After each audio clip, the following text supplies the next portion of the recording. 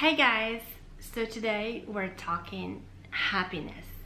This is an interesting topic because everything that we do on a daily basis, whether that is at school, at work, in business, everything that we do is actually a way for us to experience happiness.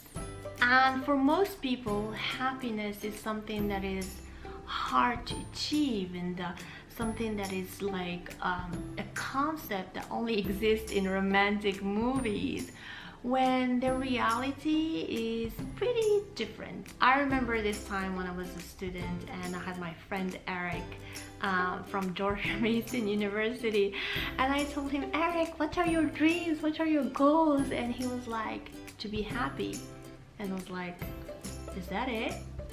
And seriously, I mean, at that age, in 20 something, I can't remember, but early 20s, I was like, what is that happiness? Like, it's some kind of like concept that is unfamiliar to me. But now with time and age and experience, I realize that this is exactly what we're all seeking. We all seek to be happy. So I'm sure you want to know how to be happy. That's why you're actually clicked on this video. But let's start with things that you already have that actually constitute most of your happiness today. For example, there are like a million things I'm so grateful for that I didn't have to work for, I didn't have to do anything about, and I'm enjoying them on a daily basis. For example, my health, my mental and physical health, I actually didn't have to do anything about it except for maintaining it now.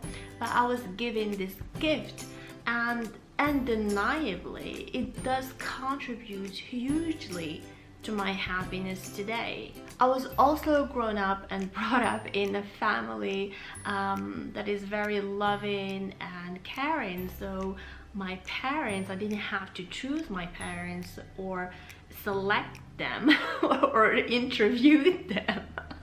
Although that would have been funny, but yeah, they were given to me, and definitely they contributed to the person I am today, and I'm happy and grateful because of the teaching they've given me and the solid foundation that they have given me. So this is just to tell you that there's so many things in your life that are already constituting your happiness, but you're actually looking for something else, something that you don't actually have. And that is human nature, because we're always looking for something bigger or different from what we already have. But I urge you to take a minute and then think of all the things that you already have in your life that you didn't have to do anything for. They were laid down to you by God, the Creator. Take a minute and say, thank you, God. Thank you, the Creator, for all the gifts that you have given me so far. So once you take a minute to list down all the things that you're grateful for, that were given and laid out to you, now we can talk about how you can design your own happiness. So yeah, when you grow up and you become an adult, you have choices to make and decisions to take on a daily basis. You no longer have your parents who decide for you or your family. You're an adult. You have to make your own choices. And sometimes choices come with ramifications. Sometimes you make the wrong choice and then it goes bad, and then you're like, oh, I'm so miserable, and then you're unhappy. So how can you actually make sure you're making the right life choices and you're designing your life in the right way? So I have to say, for me at least, I have made a lot of choices in my life, whether there is in the direction I wanted to take in my studies. And I remember back then I was telling my family and parents that I wanted to study journalism, and then they were like, wow, journalism, that's miserable. Who wants to study journalism? I mean, that's not a money-making career. But I was clear about what I wanted to do. that was what I was gonna do, and that's what I actually did. The thing is, it's really hard to be sure about anything in life when you're like 18, because you don't have enough experience, enough life experience. And even when you're older, you can never ever be sure enough about anything, because life is very complex. Like, your experience may not be my experience, and yeah, so it really varies from one person to another. But one thing I knew is that I always knew what I wanted to do. I was very decisive no matter what other people told me. This doesn't mean that I had made all the right choices in my life. That is far from being true. But the point is when I make my own choice and it turns out to be really the wrong choice, I'm still very happy because I had the freedom to choose, right? It's funny, right? But it's true. I had the freedom to choose. I did something that I wanted, and it came from the heart.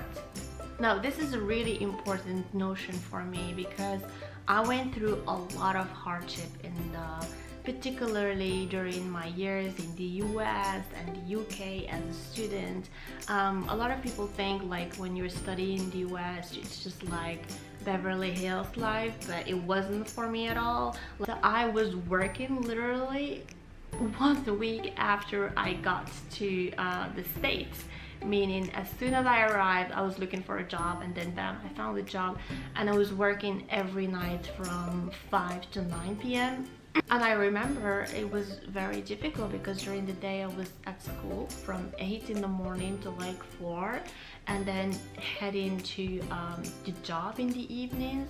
And then at some point I was also having another job in the weekends just to sustain myself, because I had this responsibility for paying my own rent and food. My parents and my mom were kind enough to pay for my studies, but I had to actually take care of myself and get a car and pay for gas and food and insurance. And at some point, it was Ramadan. I remember myself breaking my fast in the bathroom during my shift time in the restaurant, because I literally just arrived at 5. I wasn't gonna ask for a break to break my fast. It just didn't make sense, because it was like the peak time.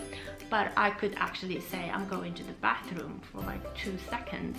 But yeah, all that said is that the hardship and the pain and the struggle that I went through was something that I wanted, and something that I accepted as part of the deal. Meaning, the deal is I'm gonna suffer throughout my years as a student to get the benefits afterwards. And there, after you graduate and you have your degree and you're so happy, you're like done with studying, what happens? It's time for you to get a job, right? But for me, I didn't want to get a job.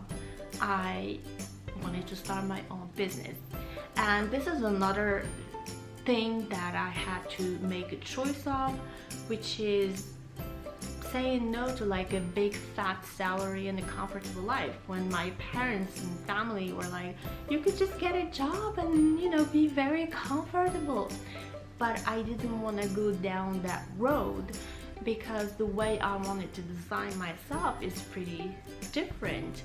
And today, after more than 10 years on, I'm like enjoying the perks, because I designed my life in such a way that allows me to have freedom of my time, freedom of doing whatever I want.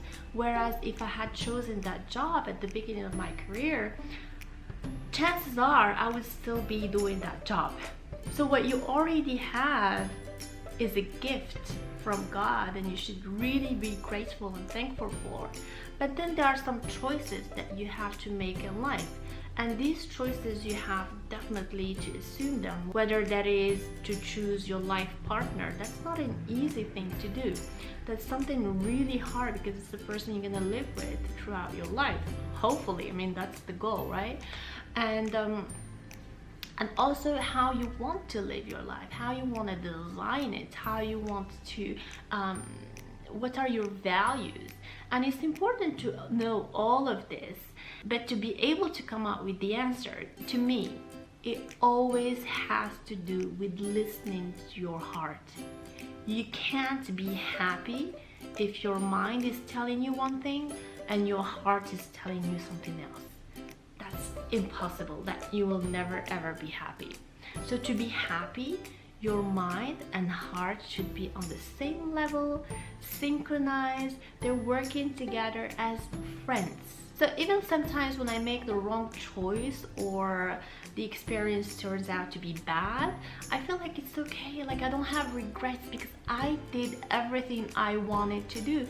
I did that thing that I had to do. I listened to myself, I listened to my heart, and I listened to my mind. So I'm like, cool, all right, it just didn't work out. It wasn't for me. But when my heart is telling me one thing and my mind is telling me something else, that's a complete mess and I feel miserable. But yeah, have you tried this yourself? Just let me know down below. I'd love to know. But at the end of the day, the message really, if you want to be happy, is to do things from the heart. Things that fulfill you, things that make you really alive, things that bring the best out of you. If you're trying to be happy by social pressures and comparison and social conditioning, you will always be miserable, because that's not your standards, that's somebody else's standards. And sometimes I wonder, are we happier than the people living on a mountain? We don't know.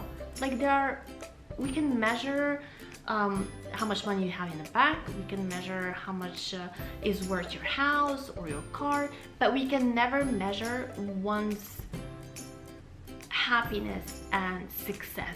We can never give it like a metrics. We can't say like it's 10 out of 10 happiness, but we can definitely give numbers to a bank account or a house, etc.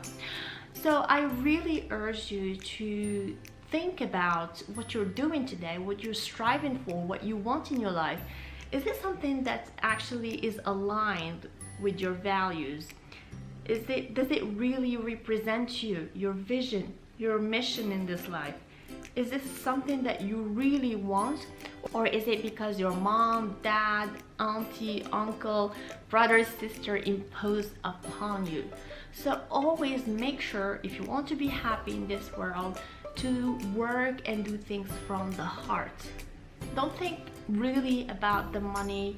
Don't think about the success in the eyes of other people. Think of yourself as a successful people and act that way. When you act that way, you will attract everything you want in this world. But I have to be honest with you, it's not easy. I urge you to try it. Try it for yourself, but always act from the heart.